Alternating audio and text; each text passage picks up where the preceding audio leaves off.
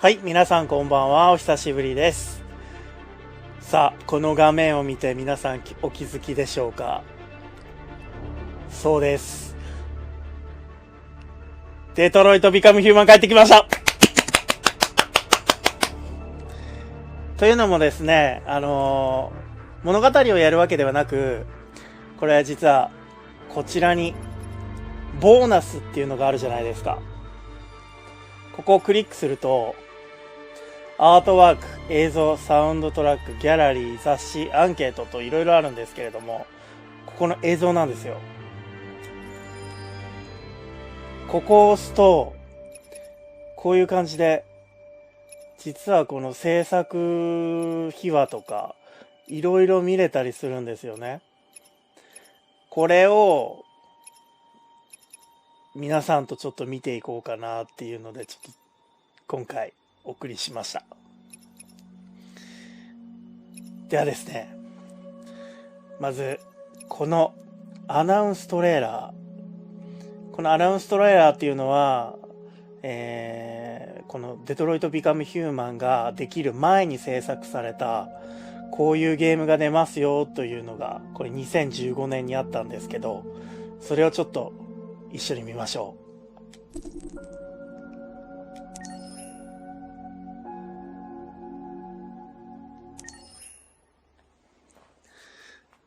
僕も初めて見るんでね、めっちゃ楽しみです。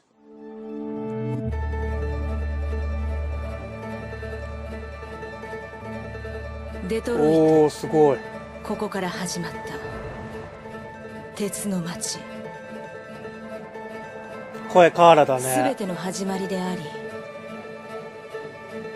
終わりでもある場所。一つのエラーとともに私は生まれた。私は闇を飛び出し目を開けた。まず恐怖を感じ、光、雑音、寒さ、また恐怖。手が震えているのがわかる。胸で心臓が脈打ち、体に命がほとばしる。生きたかった。だから勝ち取った。おー、すごい。外の世界を私は知りたかった。これが2015年の映像だからすごいよね。皮膚に感じる日の光。わー、デトロイトビカムヒューマンの世界だ。世界を見たかった。色や匂いを。わー、すごい。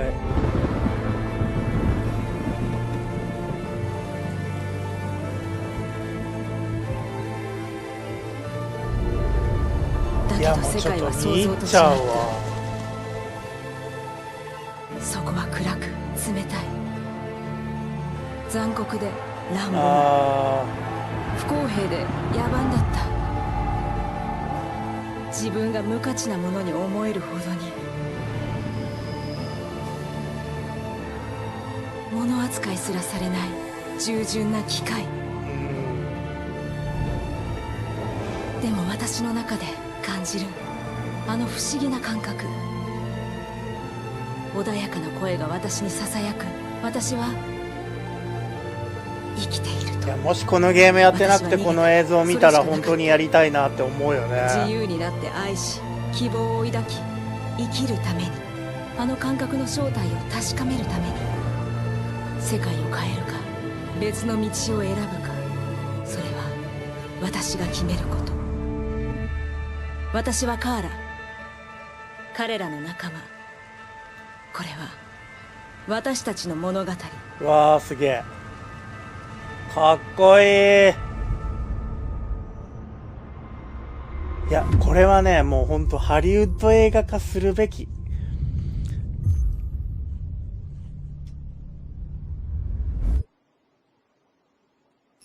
いやー、素晴らしい。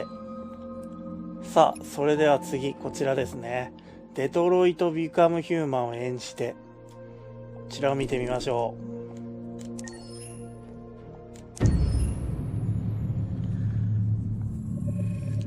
ここれ実際なんかモーションキャプチャーを使って俳優さんが演じたらしいんですよ。I wasn't terribly surprised they decided to make it because the fan response was so intense. So it makes sense that they would choose to do that after the enthusiasm.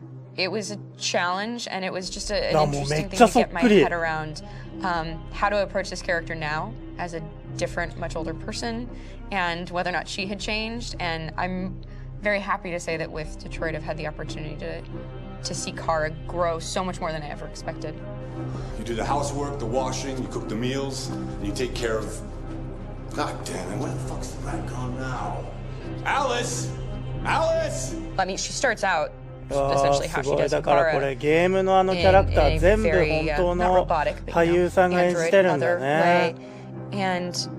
Getting to take this journey where だから表情もめっちゃリアルだったんだ。わあすごい。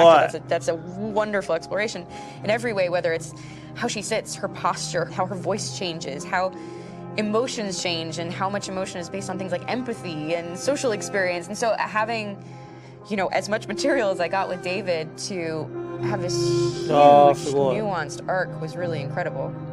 Why couldn't we just be happy? This experience has been quite different than the experiences I've had shooting film or TV or doing theater work.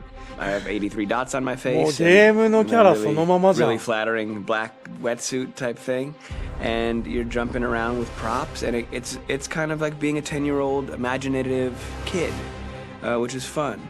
There's 80 cameras around us. だからアクションも実際本人がやってるんだね。 So we just shoot and shoot and shoot and shoot and shoot. There's no change of sets. There's no hair and makeup. There's no wardrobe. ノースも so そっ we move くり。 really fast, and we'll go through about 35 pages in a day. Working in TV or film, we'll probably do 6 pages a day. It's kind of acting boot camp. It's like working out constantly. I mean, you're doing this thing, and then you got to do something that's completely other back to back to back. And so that kind of process of working is very challenging, but it's also very exciting because you just have to keep coming up with new ideas. And your head goes all over the place because you're trying to keep track of basically 4 different storylines for each different response. Shut that girl, for fuck's sake. It was a machine that looked like a girl. Yeah, I know what I should have done. I just told you I couldn't. All right, I'm sorry. The fact that David Cage, he's telling like many stories. いやそりゃ面白いわけだ。だってもう実際の俳優さんが演じてるんだもん。もう映画と一緒じゃん。 The writer or the director who's seeing this from the outside eye, he's also thinking about the player walking through this space. You know, only somebody who really, really loves not the work, but like these characters and these stories and cares about doing something meaningful would invest that much in it. And it's always inspiring to work with somebody who cares that much. My experience with motion capture is this one. And I found it sort of terrifying in a way because they said the computer's going to build you. But then as we got into it, I realized all the elements of it were still artistic. I just dipped into a really brilliant setup here. I've never seen anything like it. And this won't turn me into a product because I was playing a character. So it's wonderful. In the game, Detroit comes back because of a revolutionary industrial rebirth. And there's no reason why that can't happen in Detroit because they have such tremendous infrastructure for millions and millions of people who can very easily support, you know, a new industry. The city is really strong and resilient, but the city has also been through so much. You see the damage. But it takes that time of kind of rebuilding and reinvesting into the city that I think is happening slowly but surely. The potential of Detroit as a city is something that this game does a lot of justice to because it would be easy to look at Detroit as some place that used to be, and that's not the case. This game provokes a lot of conversation and reflection on our potential near future engagement with machines. That's what we are to them. Just merchandise on display in a shop window. I think that a group that feels marginalized, feels like they deserve and have earned access to themselves and the environment around them, and are trying to figure out a way to articulate how to get freedom. What was I designed to be? Their slave?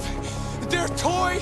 It plays with your comfort levels. You think that this is fine, you're comfortable with it, until something blurs the line and throws you off, and now Do I feel differently about whether this should be allowed? Should it be banned? Should it be encouraged? You're gonna ruin our lives, and for what?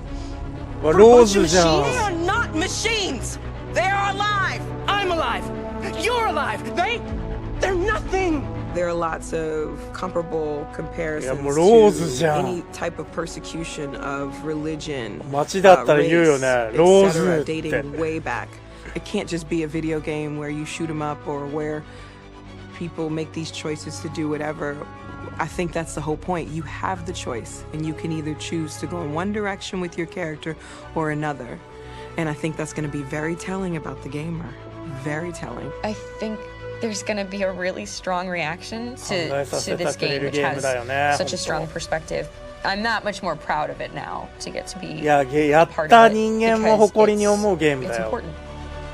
In this game, you're actively building and designing the character through not just what kind of shield does he have or what kind of これだからやるプレイヤーによってそのキャラクターがどんどん違う色付けされていくもんね。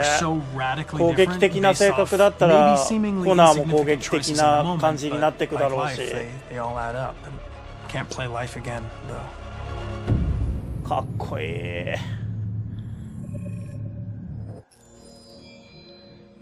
さあ、そしてこちらのカーラ、マーカス、コナーも見ていきましょ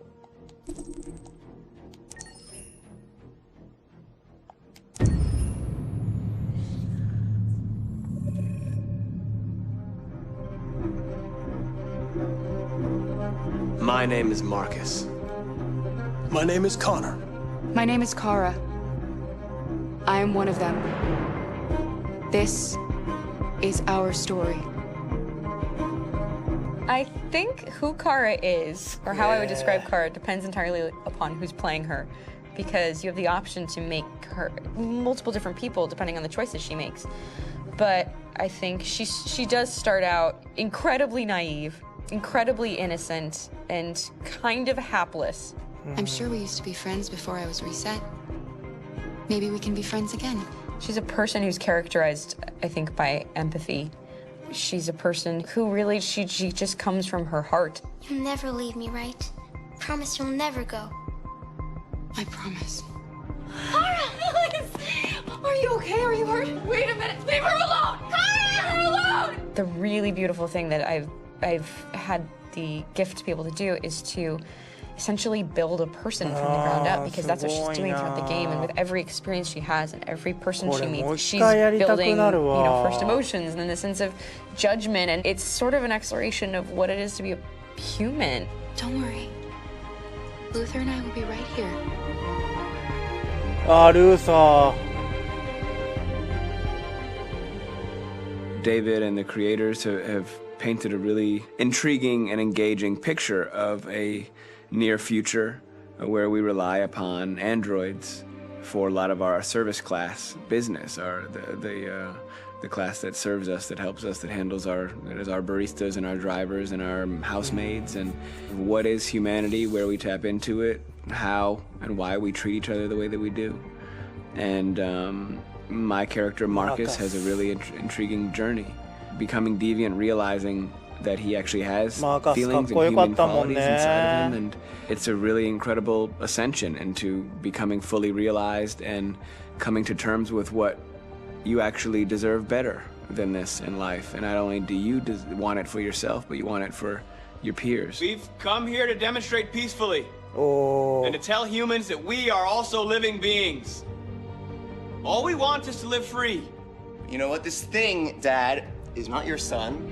It's a fucking machine! I think that a group that feels marginalized, feels disenfranchised, feels like they deserve and have earned access to themselves and the environment around them, and are trying to figure out a way to articulate how to get freedom. Connor is analytical. Connor takes things literally. He starts in the beginning place where he's very mechanical. He feels nothing inside, of course, and it's all just a system, a protocol that he is executing to get whatever he wants to happen, which is help humans stop deviants and to find the link between deviant androids. You were designed to serve humans, not kill them. What was I designed to be? Their slave? Their toy? Just say, I killed him. Is it that hard to say? Stop it! Stop! But of course, over the course of the story, and depending on the player's choices, Connor can grow in many different ways. He can deviate from that procedure. そうだよね。コナーが人類を守る方向のエンディングもあるわけだもんな。うわ、もうちょっとすげえな。このインタラクティブストーリーも見ます。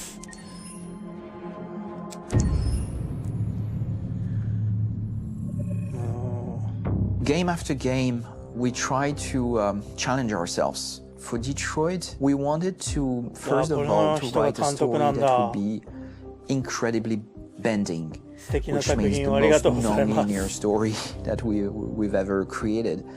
And we wanted really the player to have the possibility to change the story, change his own journey. When you're writing at Quantic, you're writing for an interactive medium. You know, when you're working in television, いろんなこのエンディングが選択で変わるゲームってあるけど、その中でも最上級のゲームだよね。You have to decide what happens, and you just show the audience. What's interesting about interactive drama is you bring the player into that conversation, and it changes your job slightly as a writer because your job is to provide a narrative context in which the player can write his own story. You're giving him this kind of narrative Lego that he's going to snap together into his own. こう見てる人たちにアプリとかで投票してもらって、その場でエンディングが変わるような映画とかも出てくるかもしれないね。The audience is in some sense responsible for what happens to the characters. It's just a few cans. わあ、こんなシーンもあるのね。We have some cash now. You used me to steal that money. How could you do that? I trusted you. What is a bit specific about these scripts is how large they are. If you take a film script, there are about 100 pages. But here we have to deal with a script that is between 4,000 and 5,000 pages. Everything becomes bigger because we don't just tell one story. We tell all the possible stories that can be told within this narrative space. On Act 3, our final act, we have around 1,000 different scenarios. And every one of those scenarios has to be as interesting, as passionate, as strong, and as emotional for the player.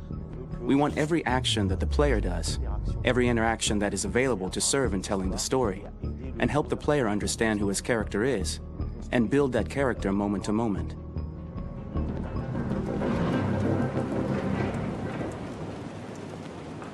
Oh. ビビったな。いや怖い怖い。もう今聞いてても怖いのよ。We started with the intention pretty early on that we would never lie to the player. So we implemented a visible tree structure in the game that players can consult during a scene or at the end of it, which shows exactly what they did and what they missed. There are games out there offering world exploration. We offer narrative exploration.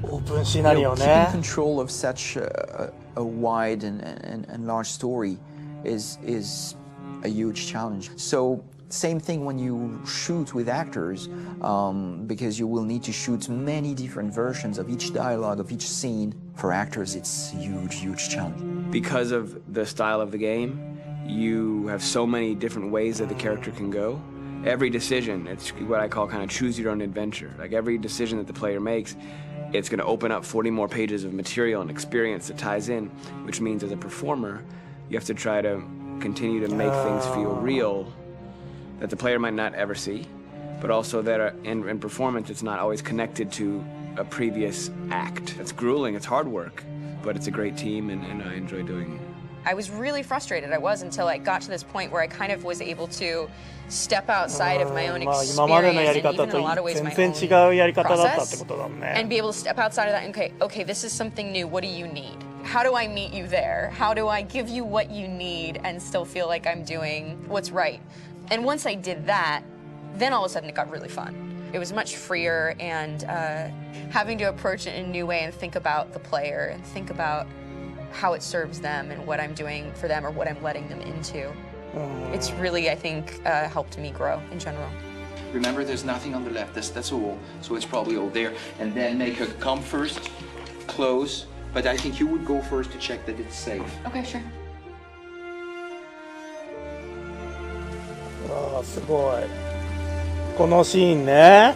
The most enjoyable thing about working in performance capture on this kind of project is that if I shot a film, I would get to do one of these endings. I get to do so many different things as Connor. Your head goes all over the place because you're trying to keep track of basically 4 different storylines for each different response. What's the name of my dog? Buddy? Scout. I think it's Jack.こんなとこもあるんだ。I can't remember. So I worked with physicality a lot because it was a good way to anchor myself in these different rings of the tree. As the story grows out, I know where that is physically in my body, and then I can switch more continually on set, and it'll be entirely up to the player to determine what order those things come out and what they look like from a distance. Like if you're playing through it, the culmination of all of that will be their version of Connor. I'm faster than you, and I don't feel pain. You don't stand a chance against me. Listen, asshole. If it was up to me, I'd throw the lot of you in a dumpster and light a match to it. Shooting action scenes at Quantic Dream is a real challenge, because these are scenes where the storytelling has to continue.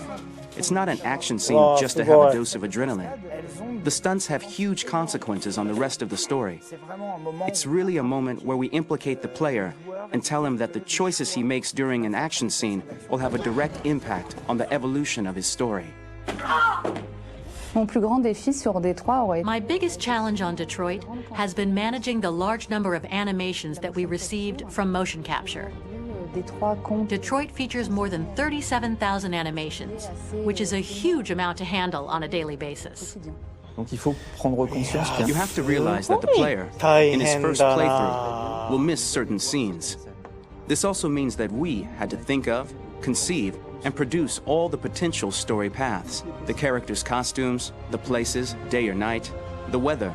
Did the character get shot in the shoulder? Did he get injured? All this consistency forced us to produce a lot of graphic assets in order to, quite simply, allow the player to have true continuity throughout the story. Honestly, we were even surprised by the challenges that come with such a big tree structure. And we did our best to guarantee quality across all the game and make sure that whatever path you choose within this narrative space, you will have an equally good experience. いやー、素晴らしい。さあ、そしてこちら制作秘話。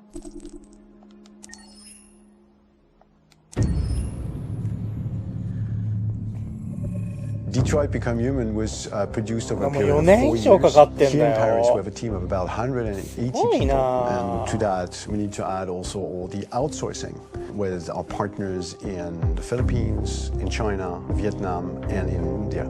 So when we started working on this story, I had to imagine where Kara was built, and for whatever reason, the city of Detroit came very quickly to my mind because it had already an incredible story by itself full of history and themes. So we traveled there with the team, and we were really moved by what we saw, and we could really feel the desire to fight and really be born again. And we just continued this curve, this growth, and just imagine what Detroit would be like if the Android industry was, using these huge factories to build androids there. A very strong element in Detroit is that there's a lot of industrial wasteland and a lot of nature too, and for us, the graphic designers, it was an incredible playground. The destroyed zones which we wanted to preserve, we appropriated them to turn into something else. Then in the areas that needed to be rebuilt, we were able to imagine our Detroit of the future.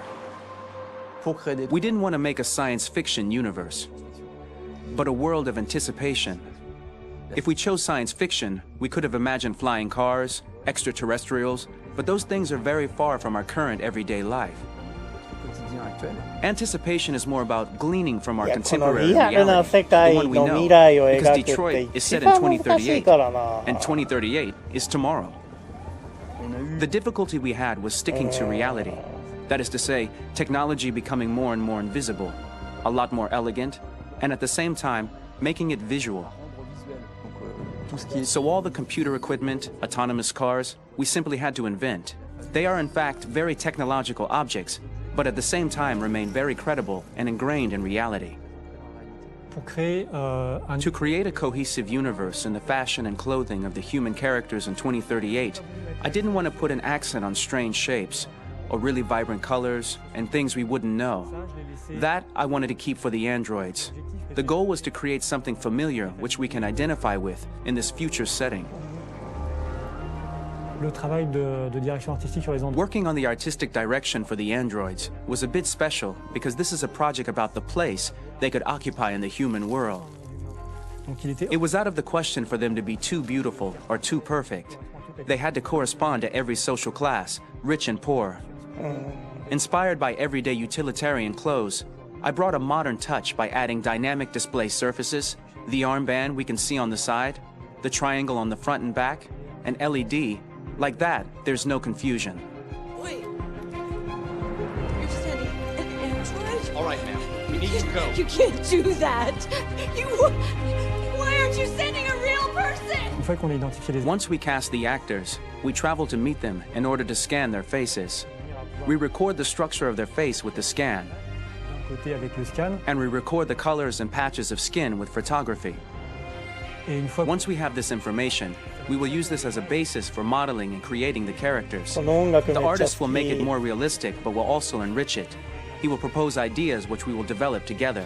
Finally, we will have a character with character who corresponds to the project and the world. When the actors come to Quantic Dream, we show them the design, what their image will be, and what they will look like in the game. This extra information gives them another dimension and color to connect with emotionally. It helps them think about how to play their character. Your mission. That's all you care about, huh? You should consult a professional who can help you. Beat it, you hear me? Get the hell out of here! So there are 3 types of shoots at Quantic Dream. Shooting and performance capture, where you capture the whole actor, his voice, his face, and his body. These shoots are obviously done with American actors because the game's original version is in American English. After that, there are the body-only shoots, representing around 250 days of filming, while the performance capture is 100 days of filming. Now, body-only shoots, there are 2 types. There are the action shoots and the technical shoots, which are mo-kit shoots. Mo-kit is when the player controls a character on the screen, and he moves in an environment to explore it. This is of particular importance at Quantic Dream, and therefore we shoot a lot to offer a unique context for each scene and each character. To prepare a motion capture shoot, we first get together to look at the sets we need, the animations that we want to shoot, which ones need to be grouped together, or which ones need to be cut and shot at another time, so that we get the most out of the shooting day. This often means shooting scenes out of order, especially those with big props or accessories, like a big car, for example. So we shoot all the animations related to that particular prop first.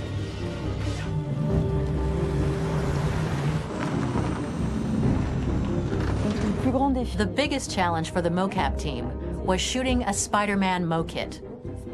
We had to build a wall and attach an actor to a harness with cables so we could pull him up and render him climbing.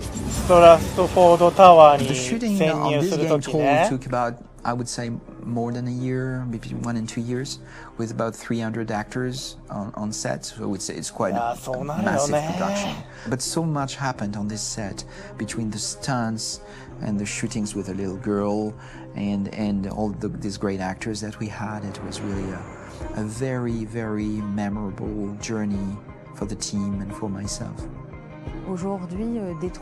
Today, Detroit has over 37,000 animations.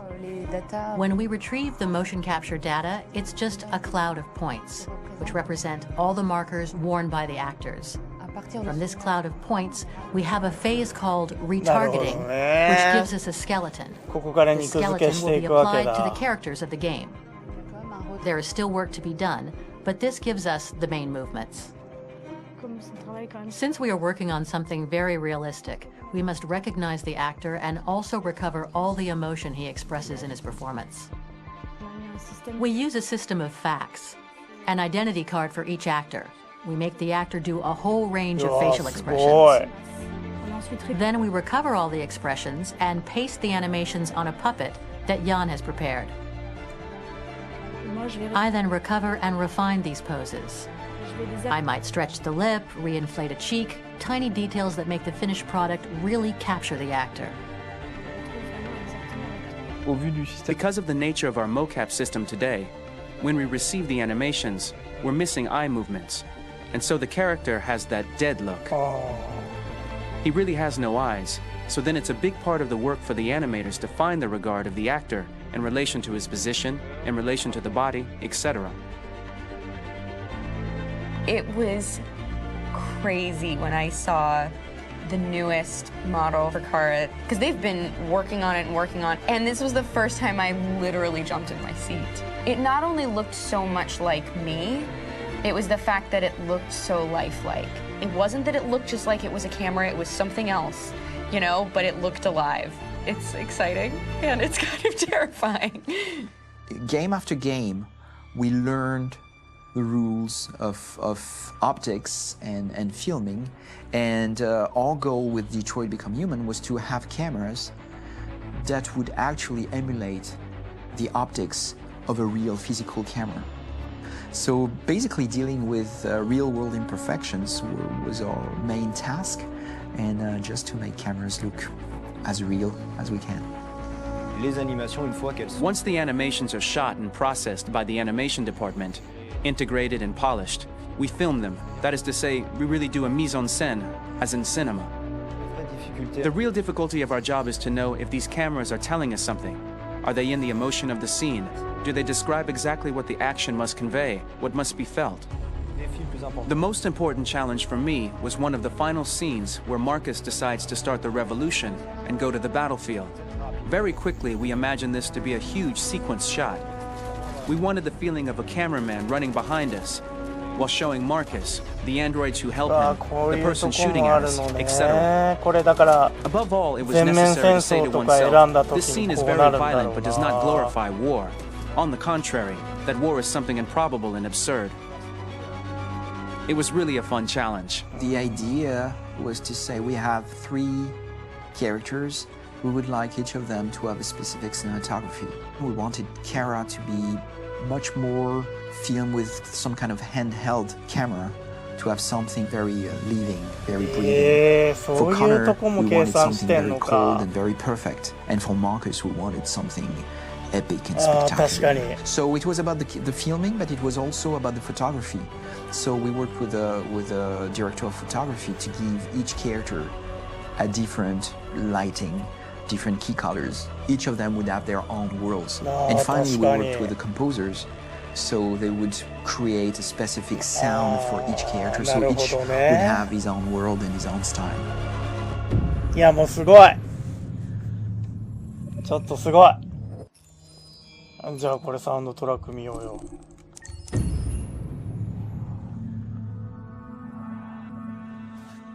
For the soundtrack of the game, we tried to be very close to what is done in film. We were constantly asking at each place in the game, why are we putting music here? What is it going to say? So we focused the music on bringing emotion, which is interactive, and supports the characters. さあ、それではこちらサウンドトラックも見ていきましょう。For the soundtrack of the game, we tried to be very close to what is done in film. We were constantly asking at each place in the game, why are we putting music here? What is it going to say? So we focused the music on bringing emotion, which is interactive, and supports the character's arc. I'm sorry. I'm sorry. You know I love you, don't you? You know I love you. We make games that are very narrative. We're really into interactive drama, so the soundtrack also had to go in that direction, supporting the 3 characters' very different stories. We really wanted 3 colors, 3 musical sound identities, and from there, having 3 composers made sense, since the story of Kara, Marcus, and Connor are all completely different. コナーのもいいんだよね。 You recognize him? It's Carlos Ortiz. For Connor, we wanted a soundtrack that could be very cold and very mechanical, very machine-esque somehow. For Kara, we wanted a soundtrack that would be very moving and emotional. It was about the quest for identity, but it was also a journey about love. And for Marcus, we wanted something epic, something that would really represent the grand aspect of his quest. And we were very fortunate to find 3 incredibly talented composers, and working with them has been a dream, honestly.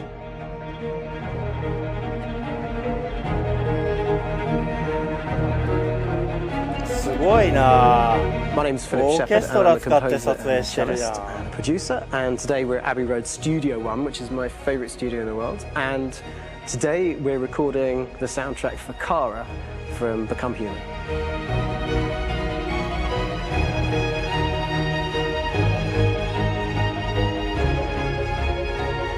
こうやって映像を見ると余計になんかその BGM の壮大さが伝わるよね。Just to kind of get out, and get some fresh air and some inspiration.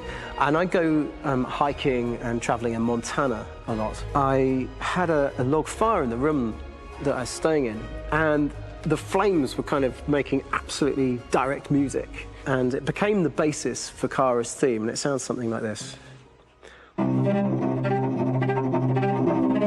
すごいすごい。 Now, over the top of that, I found a little theme that just seemed to fit over the top, which is taking Kara's name, Kara, and just using like a 2-syllable motif, and it sounds like this. 天才だよ。もうこの音楽めっちゃ好き。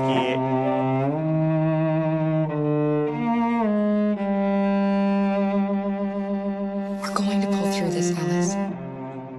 As long as we're together, nothing can hurt us.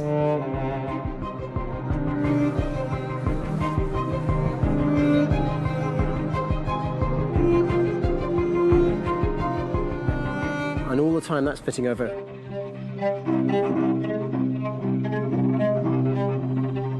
So it kind of works in lots of levels, and in fact every single theme in the score has one of those elements built into it, and it becomes sort of the DNA of every single tune.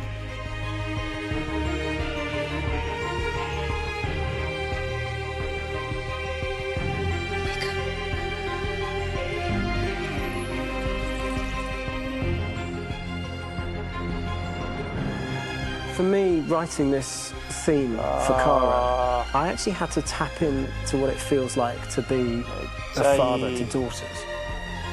I really had to tap into everything I feel about my daughters. I'm thinking, well, if I had to write music for them and that sense of trying to protect them but also give them the freedom, that's totally where it came from.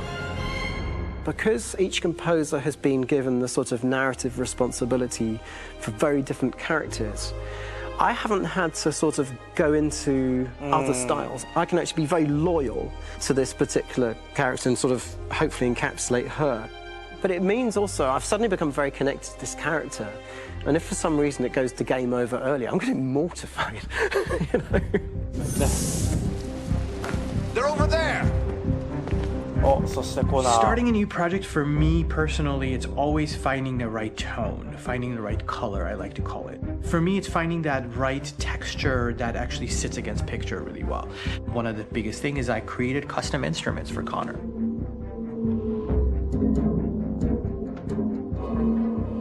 I pulled out all my vintage synthesizers to be able to capture this robotic person, if you will. My approach to all of these custom instruments is that I hear the sound in my head. And either I could just come into the piano and just be like, all right, so I'm going to just get on the computer and just create it. I rather be able to play these instruments physically. Oh, that's nice. You can do that.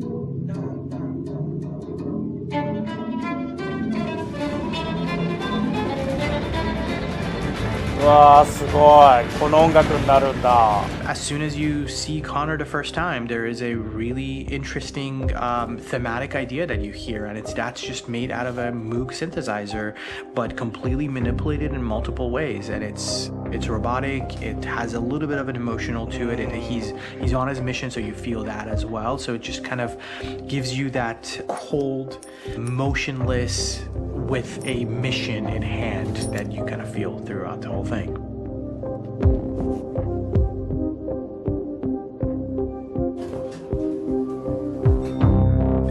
because the music evolved, one of the things that I was very weary and I was very kind of focused on was the way that the music has to evolve.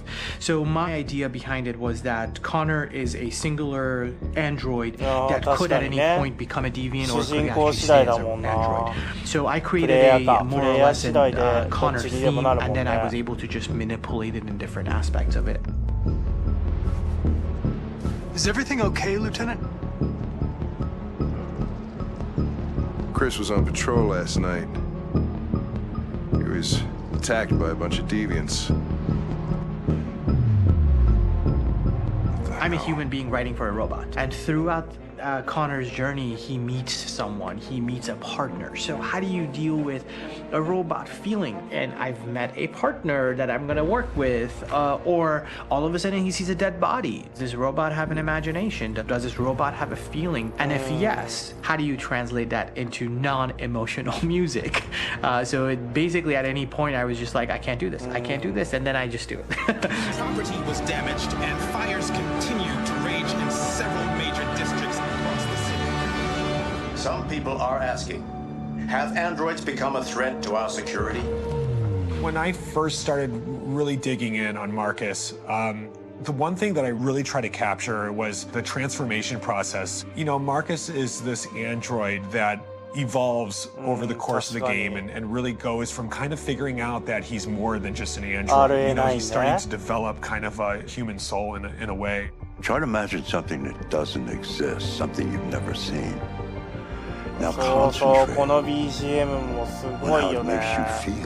本当壮大。And let your hand drift across the canvas. わあ、すごい。The other side of Marcus that I really latched onto was that he almost became a savior for a lot of the other androids in the game. So when I started developing the theme for Marcus, I really made it like a church hymn.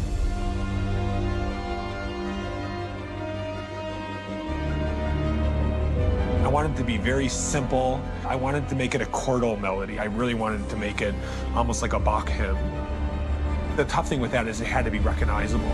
If I made it too complex from a harmonic standpoint, it would be hard, I think, for people to kind of pick it out and recognize it. It's very acoustic derived, but it's also been treated with a lot of effects and things to kind of put it into the space that I felt the sound should be in. It can be beautiful, it can be haunting, it can be extremely powerful from an action standpoint, and I'm really happy with the way it turned out. The music is there, but it's subliminal and it's emotional, and people are feeling it, and it's not distracting. And that's tricky with a game like this, where you have to have a lot of ins and outs like that, where the music kind of has to get in and out of these moments. This is a war we're fighting with the humans. If we fail, they'll destroy us. I think the game's been put together so well, where I just wanted to make sure that I wasn't ruining the emotion. すごいね。音楽がゲームをさらに立ててるもんな。I gotta be honest, when we first started on this path, I said, oh man, this could be pretty messy, you know? I mean, it could feel disconnected, but I mean, it's amazing how they really guided us and got us to really kind of all be in the same world, but at the same time feeling completely different. So it's really gonna stand out and kind of be one of those games where people are really gonna notice the music and kind of how it was crafted, and you know, and all the hard work that went into being able to pull it off in a graceful way.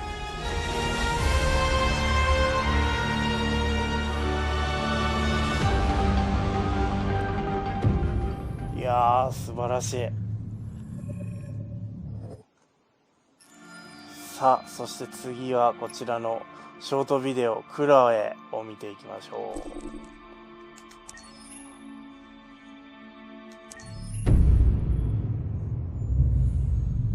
この映像はゲーム本編以前の出来事を扱ったものです。じゃあまずは名前を教えて。クロエよ。あなたの名前は？ジョンって呼んで。はじめましてジョン。それじゃあクロエ、まずは自己紹介をしてくれるかな。もちろん。私はサイバーライフ初のアシスタント用アンドロイド。私の機能は例えば家事をしたり料理とかスケジュール管理とか日常業務をこなせるの。君は確か初めてチューリングテストに合格したアンドロイドなんだよね。それについて話してくれるかな。大したことはしてないけど、ただ本物の人間と私の違いがわかるかどうかちょっとおしゃべりをしただけ。でもとっても面白かった。でも人間よりも知能の高い機械が作られたのは人間の歴史上初めてのことなんだよ。僕が聞いた話だと君の脳は1秒間に数百億もの処理が行えるんだろう。ええ、もちろん。でも人間の知性のおかげで私は存在してるし、それに私には絶対に手に入れられないものがある。何？それは何なんだい？心よ。うわー、やば。もうここで伏線してるじゃん。伏線が張られてるよ。うわー。じゃあこれのルーサーっていうのを見ていきましょう。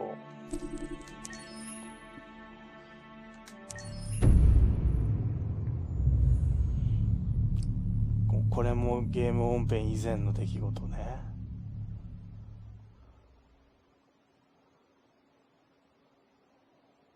ルーサー。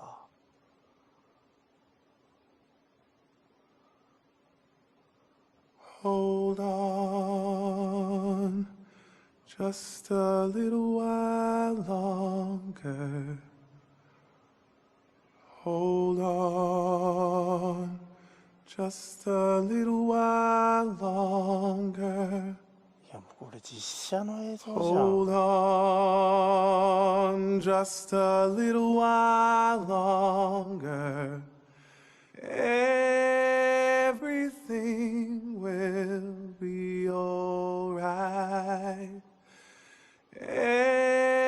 Everything will be alright. Fight on. Just a little while longer. Fight on. Just a little while longer. 歌詞がアンドロイドの歌詞だよ。Fight on. Just a little while longer. Everything will be alright.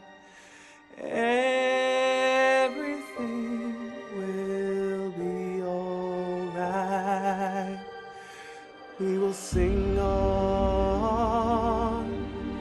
just a little while longer.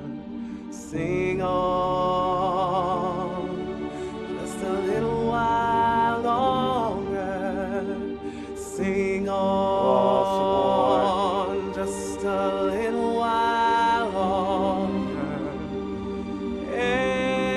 Everything will be alright. Everything will be.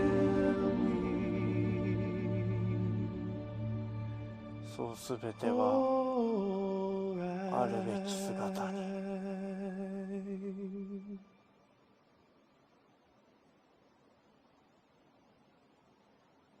いやー、おまけ動画がおまけじゃないよ、もう。すごっ。さあ次はずらとこふざけたおっさんですね。これも見ていきましょう。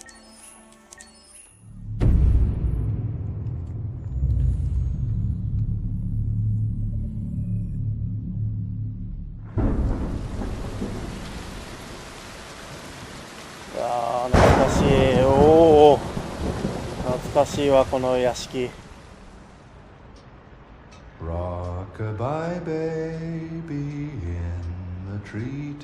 ああ、もう怖い怖い。もう最高野郎が口ずさむ歌じゃん、こんなの。わ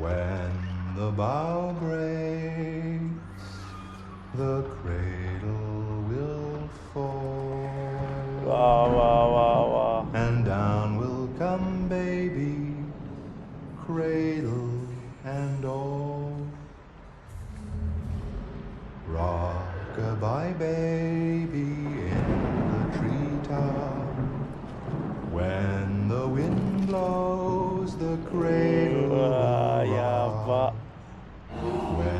bow breaks, the cradle will fall. Wow. And down will come baby, cradle and all. Rock-a-bye baby in the treetop. When the wind blows, the cradle will rock. When the bow breaks, 腹立つわ、なんかノリノリで歌いやがって。 the cradle will fall.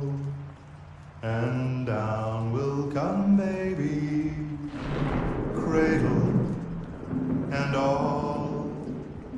ああ、口ずさんでる。うーわ、なんじゃこりゃ。なんじゃこりゃ。っていう映像でしたね。お、最後カムスキーです。さあ皆さん、これで本当にデトロイトビカムヒューマンの最後ですよ。一緒にアンドロイドの創設者カムスキーのムービーを見ましょう。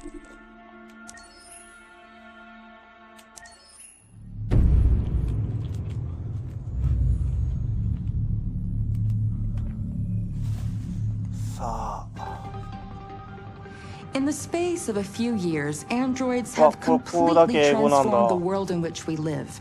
By letting androids into our homes and factories, the CyberLife company has made them everyday technology.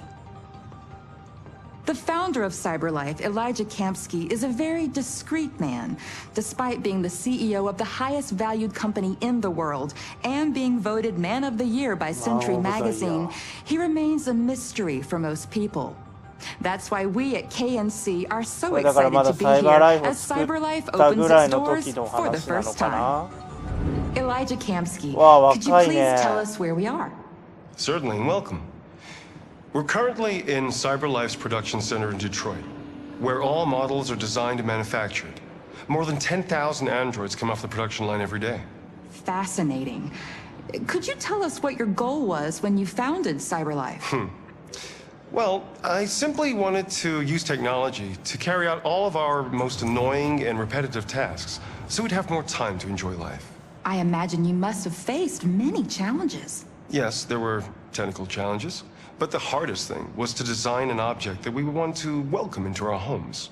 We had to imagine a machine in our own image that resembles us in every way, that moves, breathes, blinks like us, but yet is smarter and more capable than any human being. Let me show you around. We're here in production unit 4. Could you explain in a few words how the androids are made? Sure. Yeah, it's very simple. We use machines to manufacture machines. The removable parts are assembled on a production line, and then we apply a synthetic skin to the whole body. A human operator checks the cognitive abilities with a pre-established protocol, and finally, the android is conditioned and sent out throughout the country. Here's the result. Say something. Hello. I am a RZ400 model. How can I be of service? You can go now.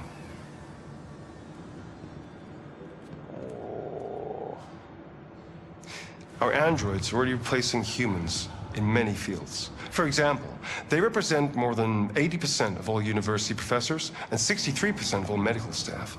Tomorrow they'll replace our soldiers, and who knows, maybe one day, our leaders, to make the best decisions in humanity's interest. Come on. Replacing humans with machines has led to record unemployment of 28%. What do you think about the situation? Okay. The first steam engines also caused an increase in unemployment. But no one today would imagine turning back the clock. Artificial intelligence makes everyday lives easier. Nothing can stop progress. What's happening here is inevitable. These days, more and more people choose to live with an android rather than another human being. Does this development worry you?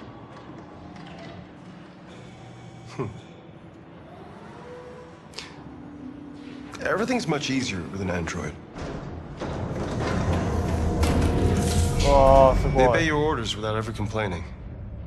They can cook, discuss philosophy with you, have intimate relationships according to your desires. They never say no. Obviously, they are the perfect partner. Everyone deserves happiness. Why deprive yourself of so-called moral reasons when a machine can make you happy? Many science fiction books tell the story of how machines become more intelligent than us and end up confronting us. Aren't you worried about that possibility? I understand the irrational fears about artificial intelligence, but I assure you, that will never happen with a cyberlife android. They're designed to obey humans. They're machines. They can't ever develop any sort of desires or form of consciousness. Are you sure? I'm absolutely certain. You can trust me. いやー、意味深な終わり方。そういうことね。はい、というわけでですね、デトロイトビカムヒューマンエクストラ回デトロイトビカムヒューマンおまけ回を見ていただきました。皆さんどうでしたか？いや、非常にですね、もうすべての内容がよりこのデトロイトビカムヒューマンを好きになるような裏話だったりの映像でしたね。いや、本当に素晴らしいゲームでした。ちょっと2週目もやりたいんですが、またそれは皆さんのリクエストが多かったらにします。もしかしたら2週目もあるかもしれません。というわけで、皆さん長い間ご視聴ありがとうございました。また別の動画で会いましょう。それでは、バイバイ。